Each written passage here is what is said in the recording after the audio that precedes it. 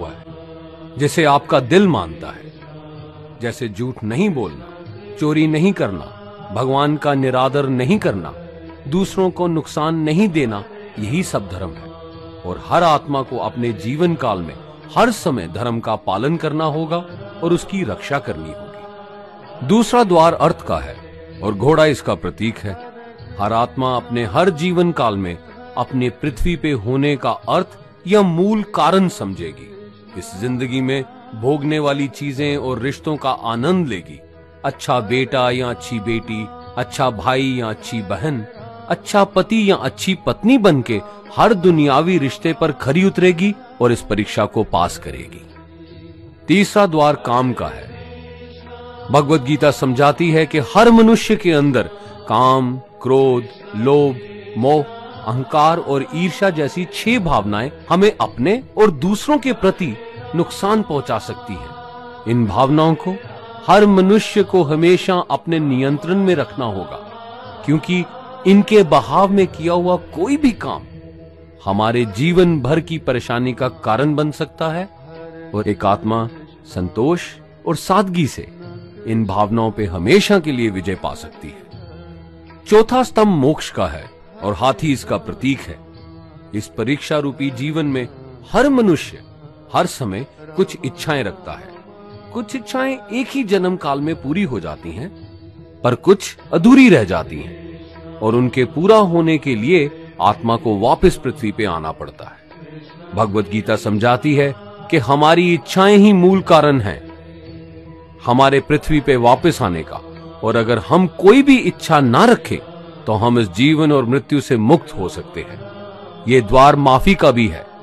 जिन्होंने आपके साथ बुरा किया उनको माफ करके और जिनसे आपने बुरा किया उनसे माफी मांग के मुक्ति पाई जा सकती है। जब तक आत्मा इन चारों दरवाजों धर्म, अर्थ, काम और मोक्ष को समझ नहीं लेती, तब तक आत्मा को बार बार इस मनुष्य रूप में आना ही पड़ेगा।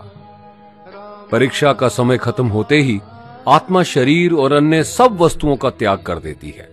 जो भी संसार में रहकर बनाया वो अब किसी और का होगा और आत्मा अपने कर्मों के फैसले के लिए चली जाती है। आत्मा के अच्छे बुरे कर्मों का हिसाब होता है। अपने अच्छे कर्मों के लिए आत्मा कुछ वक्त के लिए स्वर्ग और दुष्कर्मों के लिए नरक में चले जाती है। नरक में आत्मा को अपने पापों के अनुकूल सजाएं मिलती हैं, पर सजा खत्म होने के बाद आत्मा को फिर से एक नया शरीर और नया दिमाग मिलता है इस परीक्षा में फिर से बैठने के लिए। और हर परीक्षा में वही सब फिर दोहराया जाएगा, जिंदगी के 4 स्तंभ धर्म, अर्थ, काम और मोक्ष को समझने के लिए। हर जन्म में अपने कई जन्मों के कर्मों के हिसाब से हर आत्मा को कभी अच्छे और कभी बुरे हालातों से जाना पड़ता है। लेकिन जब तक आत्मा परमात्मा के साथ योग को नहीं समझ लेती, वो मुक्ति नहीं पा सकती। भगवत गीता समझाती है कि मनुष्य अपने शरीर, दिमाग या दिल से भगवान को पा सकता है।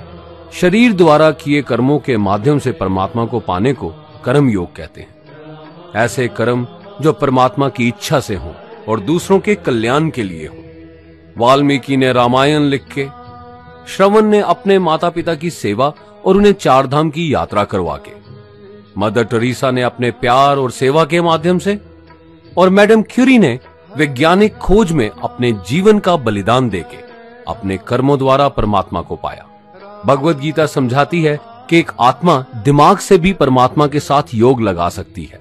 इसे राजा योग कहते हैं, क्योंकि दिमाग या मस्तिष्क सब इंद्रियों का राजा है। एक मनुष्य अपनी आस्था, सांस प्रणाली, आसन, अभ्यास, साधना और तपस्या से परमात्मा को इस योग के रास्ते पा लेता है। इस योग को समझने के लिए हमें अपने अंदर की एनर्जीज यानी चक्रा और कुंडलिनी को समझना पड़ेगा। आत्मा मस्तिष्क से मेडिटेशन या ध्यान लगा के परमात्मा के साथ योग लगा सकती है। शंकराचार्य, स्वामी परमहंस, स्वामी विवेकानंद और उनके जैसे कई योगी इस योग के रास्ते परमात्मा के साथ संधि लगा पाए।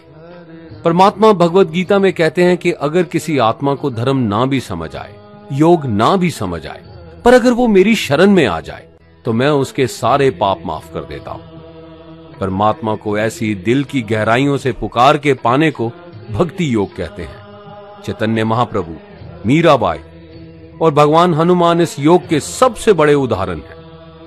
लेकिन कभी आत्मा अपने होने का मूल कारण भूल के धर्म का उल्लंघन करे या पाप के रास्ते पे निकल जाए तो उसे ठीक करने के लिए परमात्मा खुद किसी रूप में पृथ्वी पे जन्म लेते हैं। आइए श्री भगवद गीता, गुरु ग्रंथ साहिब, तुरा, बाइबल, कुरान या ऐसी किसी भी दीनी किताब को पूरा पढ़ के इस जिंदगी के असली मायने समझें और परमात्मा के साथ योग लगाएं।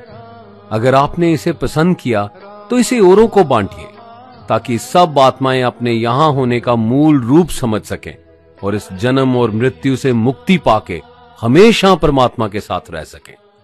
धन्यवाद।